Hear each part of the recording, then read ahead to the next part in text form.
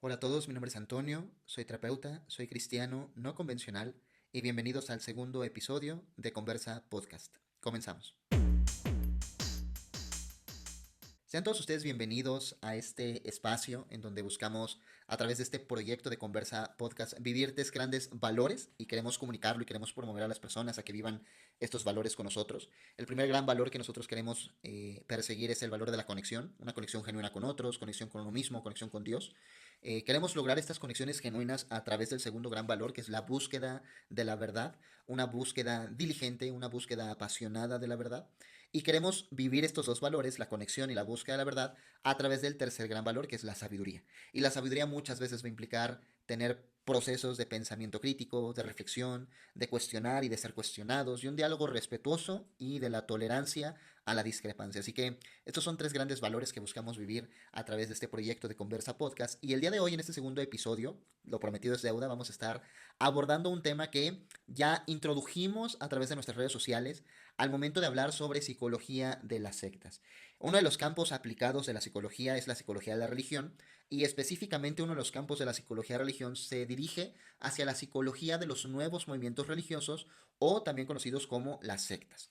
Ahora, en la psicología de la religión muchas veces se busca tratar de entender los procesos psicológicos que están involucrados en la adherencia, la permanencia, el crecimiento y también hasta cierto punto la eliminación de los movimientos religiosos, sean estos movimientos religiosos ya establecidos, cristianismo, judaísmo, islam, budismo, o nuevos movimientos religiosos que emergen y que en algunas ocasiones dejan de existir. ¿Qué sucede en este periodo de formación de un nuevo movimiento religioso a nivel individual, a nivel colectivo? ¿Qué sucede en la mente de los adherentes? ¿Qué sucede en la mente de los dirigentes, en los líderes? ¿Qué características cumplen los líderes de una secta? Por ahí hay este pensamiento y estas investigaciones en psicología de la religión en donde se describe que pues, los líderes de los nuevos movimientos religiosos son personas carismáticas. ¿Qué implica el carisma en un líder de un nuevo movimiento religioso? ¿No? Pues ahí justamente la psicología de la religión trata de investigar estas preguntas.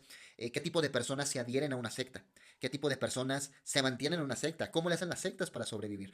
Todo esto se estudia a través de la lente de la psicología y los métodos científicos que esto implica. Así que la psicología de la religión en general y la psicología de los nuevos movimientos religiosos o de las sectas en particular, pues es un campo de estudio bastante interesante, muy apasionante, y una de las teorías que ha surgido a lo largo de la historia de esta subdisciplina de la psicología es la famosa teoría del lavado del cerebro. Esta teoría busca explicar cómo es posible que las personas que se adhieren a una secta permanezcan ahí incluso a costa de sus propias vidas, permanezcan ahí incluso a costa de llevar a cabo actos que podrían parecer inhumanos o impensables. ¿Qué es lo que hace que estas personas lleven a cabo estos actos? Bueno, pues la psicología de las sectas intenta responder estas preguntas. Y la teoría del lavado del cerebro en particular intenta responder esta pregunta diciendo, bueno, ellos fueron sometidos a un proceso de reforma del pensamiento o de lavado del cerebro.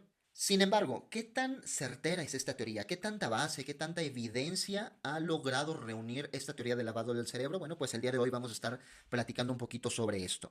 Y para poder introducirnos en el tema, me gustaría evocar en ustedes una imagen de quizás una de las historias más impresionantes por la tragedia que implica este fenómeno. Quizás a algunos les suene la tragedia de Jonestown. Y si no te suena esta tragedia, permíteme resumírtela.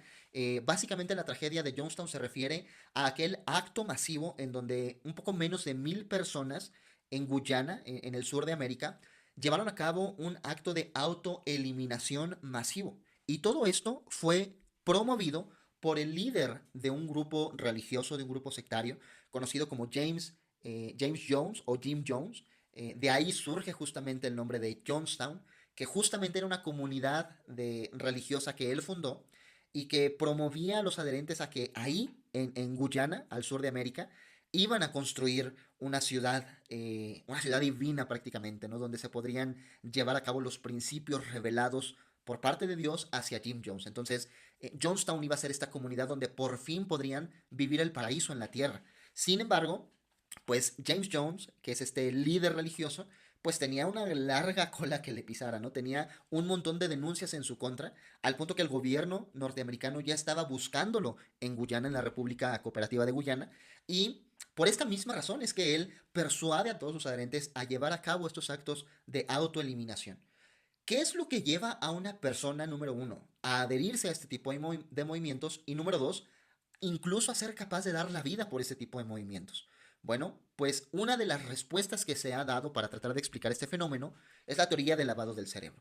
¿A qué nos referimos con esta teoría del lavado del cerebro? Bueno, básicamente nos referimos a esta tesis que pretende explicar estos actos a través de la manipulación explotadora y sutil que los líderes religiosos llevan a cabo para sus adherentes.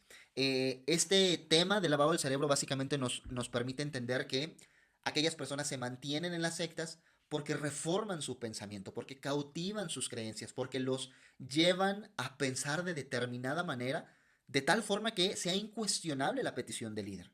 A esto nos referimos con la tesis de lavado del cerebro en la psicología de las sectas. Ahora bien, ¿hasta dónde podemos rastrear toda esta teoría de lavado del cerebro? ¿Es algo que surge exclusivamente con los movimientos religiosos? Y la respuesta es no. De hecho, el término lavado del cerebro tiene antecedentes históricos bastante definidos. El primero de ellos se relaciona con los juicios de Moscú en la Unión Soviética, en donde a raíz de la muerte de Lenin, surgen figuras políticas, principalmente Stalin, en donde se procura tener por ahí una purga dentro del gobierno, de tal manera que se asegure el control totalitario del gobierno soviético. Stanley comienza a hacer esta purga incluso dentro del mismo Partido Comunista, y de hecho incluso algunos lo conocen como los juicios de purga, en donde se seleccionan a posibles amenazas, figuras políticas influyentes. Stalin las selecciona y comienza a hacer algunos juicios para poder proceder con su eliminación, de tal manera que quedara el camino libre, ¿no? Entonces, la característica interesante de estos juicios es que muchas de las acusaciones que se hacían frente a estas figuras influyentes eran acusaciones infundadas. Pero ¿cómo es que los testigos lograban testificar en contra de ellos a pesar de que esto no era verdad? Bueno, pues a través de las reformas de pensamiento, tácticas de persuasión coercitiva, amenazas implícitas, chantaje emocional. Poco a poco se promovía a aquellos testigos a que testificaran, aunque sea falsamente, contra estas figuras influyentes para lograr su cometido. Es a partir de estos juicios de Moscú en 1930, en esa década de los 30, en donde tenemos un primer gran antecedente con respecto al lavado del cerebro o a la persuasión coercitiva. Un segundo gran antecedente de esta teoría del lavado del cerebro se relaciona al comunismo chino de la década de 1940, en donde a raíz del ascenso del liderato de Mao Zedong, se comienza a promover un control ideológico bastante extendido a lo largo del país, y muchos de los métodos que se utilizaron son justamente métodos de reforma de pensamiento. De hecho, uno de los autores que más estudió sobre este tipo de reformas de pensamiento en el comunismo chino es Robert Lifton, un psiquiatra que incluso describía algunos grandes temas que eran necesarios introducir para que una reforma de pensamiento como la que se logró en China pudiera llevarse a cabo con éxito. El lavado del cerebro en China justamente es lo que comienza a abrir la puerta a la investigación de este tipo de fenómenos, en donde se hace una reeducación ideológica bastante fuerte e incluso coercitiva, amenazante, a través de la manipulación y el chantaje. Es en este periodo en donde se comienza a tomar mucha fuerza esta noción de lavado del cerebro. Sin embargo, aquello con lo cual tenemos la entrada de esta teoría en Estados Unidos, que es quizás el lugar en donde más se popularizó el término, fue a raíz de la guerra de Corea en la década de 1950, en donde hay este conflicto en Corea, lo que conoceríamos como Corea del Norte, Corea del Sur, y con sus respectivos aliados, ¿no? Corea del Sur con sus aliados capitalistas, entre ellos pues Estados Unidos, y Corea del Norte con sus aliados comunistas, entre ellos la Unión Soviética. Así que es en la guerra de Corea en donde hay un contacto entre soldados norteamericanos y personas de Corea del Norte que comienzan justamente a tener estas reformas ideológicas, estas reformas de pensamiento, y que cuando capturan a prisioneros norteamericanos aplican estos procesos de lavado del cerebro a estos soldados norteamericanos, de tal manera que cuando se logran estudiar a estos mismos soldados norteamericanos una vez que regresan a Estados Unidos y se comienzan a estudiar todo lo que atravesaron en esta guerra, ellos describen estas tácticas de persuasión coercitiva, de manipulación, de chantaje, de reforma de pensamiento, en grandes rasgos el lavado del cerebro que tú y yo conocemos. Así que es a través de la guerra de Corea de 1950 que Estados Unidos tiene contacto con este fenómeno de la reforma del pensamiento.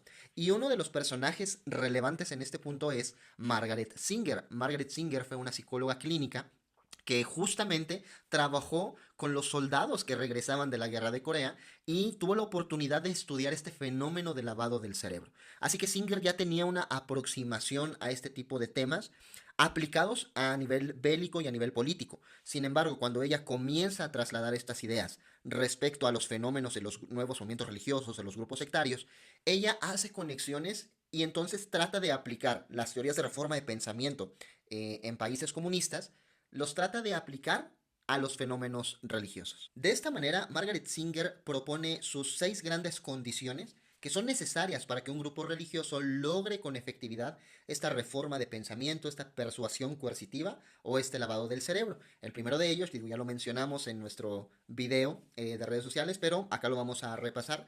La primera de estas condiciones es mantener la inconsciencia del proceso. Sí o sí, necesitamos que la persona no se dé cuenta que está siendo manipulada, que está siendo chantajeada, ¿no? No podemos hacer que se dé cuenta. Tenemos que mantener la inconsciencia de todo este proceso. La segunda gran condición tiene que ver con el controlar el tiempo y el entorno físico, que la persona pase cada vez más tiempo en la organización y que de hecho toda su vida gire alrededor de la organización. La tercera gran condición es crear dependencia, miedo e impotencia. Claro, entre más tiempo pasas con nosotros, más peligroso se vuelve el mundo allá afuera. Entre más tiempo pasas con nosotros, pues es mejor estar acá. ¿Para qué te vas? De esta manera se crea una dependencia, un miedo a la autonomía y una impotencia. Cuando una persona intenta vivir su vida fuera de la organización, se da cuenta, o al menos hay búsqueda de evidencias de que no puede vivir sin la organización. La cuarta gran condición, suprimir o castigar comportamientos y actitudes del pasado, creencias, pensamientos, estilos de vida, amistades, relaciones que pertenecen a tu vida pasada se castigan. Y estos castigos a veces son a través del castigo social. Te dejamos de hablar, te criticamos, chismeamos de ti, te humillamos, cosas por ese estilo. El quinto paso o la quinta condición necesaria es inculcar o reforzar nuevos comportamientos, nuevas actitudes, nuevas creencias. Y este reforzamiento tiene que ver con el reforzamiento social.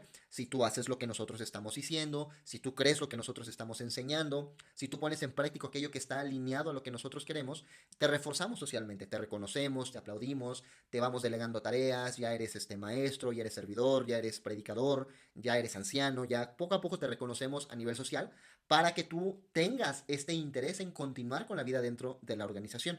La sexta y última condición tiene que ver con configurar un sistema cerrado e incuestionable. Las preguntas no son bienvenidas. Las preguntas son solo para revoltosos. Las preguntas son solo para personas de poca fe. Así que estas son las 6 condiciones que Margaret Singer comenzó a identificar. Ella aplicó lo que estaba destinado a fenómenos de guerra, los aplicó a fenómenos religiosos. Sin embargo, ¿de verdad esa es una aplicación correcta? ¿Realmente en las organizaciones religiosas hay un lavado del cerebro? Yo les propongo que no, y es que se han levantado un montón de objeciones respecto a esta teoría de lavado del cerebro dentro de los movimientos sectarios o dentro de los nuevos movimientos religiosos. Para ello me gustaría citar al sociólogo James Richardson, que es un sociólogo de la religión, también muy interesado en el fenómeno de los nuevos movimientos religiosos o de las sectas, y él propone una serie de objeciones a la teoría del lavado del cerebro, y que son objeciones que, a mi entender, hoy en día no han recibido una respuesta satisfactoria. La primera gran objeción es que se suele tergiversar las teorías originales. Por ejemplo, el psiquiatra Robert Lifton, quien estudió el fenómeno de la reforma de pensamiento en el comunismo chino de 1940, muchas de sus teorías realmente no son aplicables al fenómeno religioso. ¿Por qué? Porque las teorías de Lifton tenían un contexto bastante particular. Número uno, una guerra, carencia económica, teníamos un estado totalitario, teníamos el uso de la fuerza, tenemos un montón de situaciones que realmente no se aplican a los movimientos sectarios. Así que este es un primer gran problema con la teoría del lavado del cerebro. En los movimientos religiosos no hay ninguna guerra, no hay ninguna carencia a nivel de económica extrema, o sea, no es que las personas vayan a una secta a comer. Realmente esto no sucede así. De hecho, a nivel demográfico, las personas que más se adhieren a sectas no son las que necesitan materialmente, no son las que tienen necesidad material. De hecho, al contrario, los estudios sociológicos nos indican que es más probable que las personas con poder adquisitivo se unan a movimientos sectarios. ¿Por qué? Porque estas personas son las que se pueden permitir estas experiencias místicas de viajar al Congo a hacer un viaje espiritual. Solo las personas con dinero pueden hacer esto. La gente que no tiene dinero no puede unirse a movimientos sectarios. Así que es curioso. Usualmente las condiciones psicosociales que se requieren para la reforma del pensamiento no son condiciones que se cumplen en los nuevos movimientos religiosos. Así que esta es una primera gran objeción. Se tergiversan las teorías originales al tratar de aplicarlas al movimiento religioso. Una segunda gran objeción con respecto a la teoría del lavado del cerebro es que hay un sesgo ideológico bastante interesante. Margaret Singer fue una católica devota, fue criada por católicos, ella creció siendo católicos y ella siendo católica está muy interesada en desestimar a los nuevos movimientos religiosos o a las sectas. Y eso es un problema que incluso nosotros como cristianos protestantes también tenemos. Si tú lees el estudio de las sectas de Josh McDowell, él tiene una definición de secta bastante sesgada, muy sesgada. Él define secta como una distorsión de las enseñanzas de las escrituras. ¿Qué definición tan más sesgada? ¿No? ¿Por qué? Porque, claro, yo como cristiano voy a entender que la Biblia enseña tales cosas y secta va a ser todo aquello que no enseñe eso. Pues esto es una definición sesgada, es una definición para nada objetiva. Curiosamente son los cristianos devotos los que son muy entusiastas con respecto a la tesis de lavado del cerebro. Sin embargo, este sesgo nos permite tener cierta resistencia o al menos cierta precaución a la hora de abrazar este tipo de teorías. La tercera gran objeción es que las características predisponentes y volitivas son ignoradas en la teoría. ¿Qué quiere decir esto? Si la teoría del lavado del cerebro fuera una teoría con base científica, fuera una teoría con evidencia, eso significaría que todos los adherentes a las sectas están ahí en contra de su voluntad. Sin embargo, cuando uno hace estudios sociológicos sobre los adherentes de las sectas, la gran mayoría de la población que está en una secta está ahí por su voluntad. La gran mayoría de las personas que están en una secta cumplen con ciertos factores psicosociales determinados. Otro de los factores psicosociales muy comunes es la adolescencia. La gran mayoría de adherentes a la secta son adolescentes. Y adolescentes entendámoslos desde los 16 hasta los 25, 27 años. Así que es curioso que la etapa de rebeldía, la etapa de crisis de identidad natural en la adolescencia, es la misma etapa que predispone a adherirte a una secta. Pero esto se puede explicar más como una exploración de la identidad personal, no como un lavado del cerebro. Y sin embargo, Margaret Singer no considera este tipo de datos sociodemográficos o psicosociales. Ella simplemente ignora esto y se aferra a su teoría de lavado de cerebro. Hay una cuarta gran objeción contra este tipo de teorías, y es que se ignoran los efectos terapéuticos. Muchas veces, no solo Margaret Singer, sino muchos de los proponentes de la teoría del lavado del cerebro, tratan de pintarnos un cuadro de que es peligroso este tipo de sectas, porque te lavan del cerebro para cometer actos atroces como aquellos perpetuados por James Jones en Jonestown, y pues si tú entras a una secta, pues resulta ser que quién sabe qué vas a acabar haciendo. Tal vez también te vas a terminar autoeliminando, quizás vas a cometer actos de homicidio, vas a andar ahí explotando bombas con personas, o sea, y eso es totalmente falso. De hecho, muchos movimientos sectarios tienen beneficios terapéuticos. El psiquiatra Mark Galanter confirma un efecto de alivio al participar en un movimiento sectario. Y la teoría del lavado del cerebro hace la vista gorda de este tipo de efectos terapéuticos. Una quinta objeción es que se ignora la falta de éxito en estos grupos. Si realmente el lavado de cerebro fuera tan efectivo como los proponentes de la teoría nos dicen, entonces ¿por qué estas sectas no perduran en el tiempo? Si realmente son pero tan efectivos, ¿por qué hay gente que se sale? Pues realmente no tendría ninguna explicación, ¿no? Si las técnicas son tan efectivas y tan peligrosas, pues nadie se saldría. Las sectas seguirían ahí, pero una breve revisión de este tipo de movimientos nos permite entender que no, estas sectas, así como surgen, así se eliminan, así se van.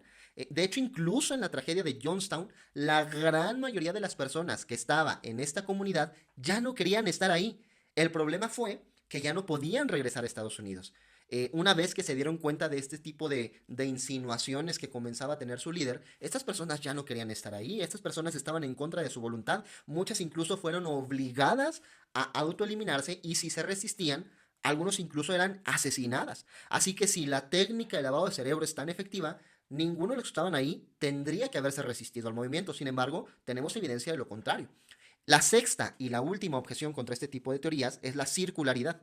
Es curioso, ¿no? Que los desprogramados, aquellos que salieron de la reforma del pensamiento, aquellos que se libraron del programa de lavado de cerebro, ellos ahora aceptan los puntos de vista de los expertos en desprogramar a aquellos que se les lavó el cerebro. Es decir, Margaret Singer, una católica devota, le ayuda a un soldado estadounidense que le lavaron el cerebro con el Partido Comunista Chino y curiosamente el soldado ahora se volvió un capitalista católico devoto.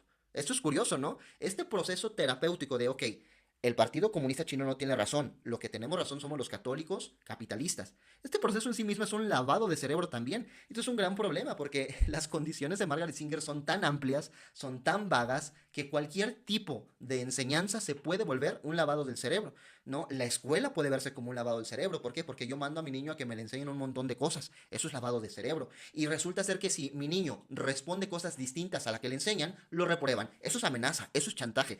Por supuesto que no, eso es un proceso de enseñanza-aprendizaje común. Así que las condiciones son tan vagas y tan amplias que cualquier cosa podría entrar como lavado del cerebro. Así que estas 6 objeciones me parecen a mí que son contundentes en contra de la teoría del lavado del cerebro. Y algo que me gustaría a mí reflexionar, ya para poder cerrar este capítulo, es justamente qué tan dispuestos estamos nosotros como cristianos a desestimar la creencia y la postura de otras personas al punto de añadirles etiquetas perjudiciales como la etiqueta de lavado del cerebro.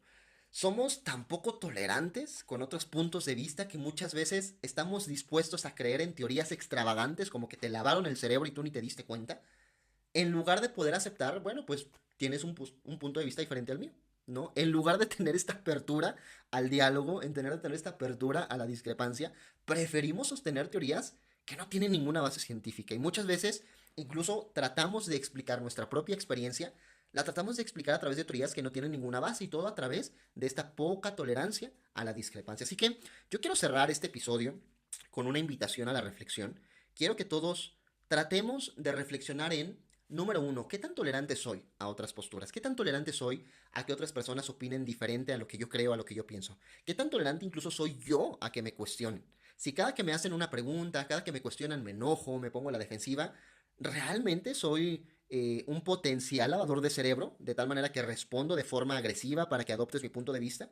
O sea, muchas veces tenemos una muy poca tolerancia a que se nos cuestione. Y esto es algo que necesitamos reflexionar. Necesitamos comenzar a promover el pensamiento crítico. Necesitamos comenzar a promover el diálogo respetuoso con otras personas sin necesidad de etiquetarlas con algunos nombres que podrían ser hasta nocivos, ¿no? Como el te lavaron el cerebro. Esto no solo con nosotros como cristianos, ¿no? Incluso fuera de, es importante nosotros tener en cuenta esto, ¿no? Si mi familiar resulta ser que ya se hizo cristiano evangélico, ¿por qué tengo que ser tan pronto en tratar de desestimar su nueva fe y decirle, bueno, pues es que eres un aleluyo, te lavaron el cerebro, estás cambiando y eres un dogmático? ¿Por qué? ¿Por qué es necesario hacer este tipo de calificativos? ¿Por qué es tan necesario estigmatizar el pensamiento del otro? Yo los invito a todos a que tengamos este tipo de reflexiones y principalmente que avancemos hacia una actitud bastante abierta, una actitud en donde podamos tolerar la opinión contraria, donde podamos tolerar el cuestionamiento y a raíz de ahí, pues, edificar nuestras relaciones. Así que con esto quiero terminar el podcast. Quería hacerlo breve.